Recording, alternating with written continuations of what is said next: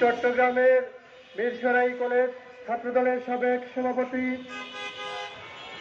শেখ হাসিনার আমলে রাষ্ট্রীয় সন্ত্রাস বাহিনী ডিবির তৎকালীন প্রধান হারুনের প্রত্যক্ষ সহযোগিতায় গুম করে, অপহরণ করে, জিম্মি করে 20 লক্ষাধিক টাকা হাতিয়ে নিয়েছিল। সেই চক্রের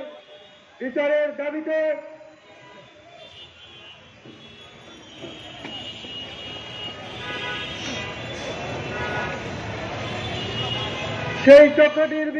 দাবিতে আজকের এই প্রতিবাদ কর্মসূচির সম্মানিত সভাপতি উপস্থিত, আজকের সভার প্রধান অতিথি বাংলাদেশ জাতীয়তাবাদী দলের চেয়ারপারসনের সম্মানিত উপদেষ্টা, পাবনার গণমানুষের নেতা, 90-এর স্বৈরাচার পতন আন্দোলনের এবং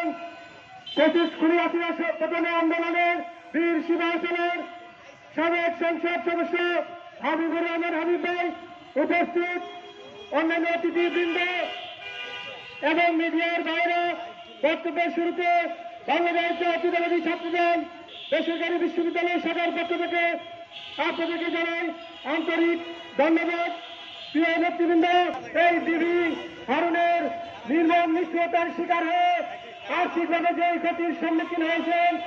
এই মুক্ত গণতান্ত্রিক বাংলাদেশে অবিলম্বে এই ঘটনার সাথে যারা জড়িত ছিল তাদেরকে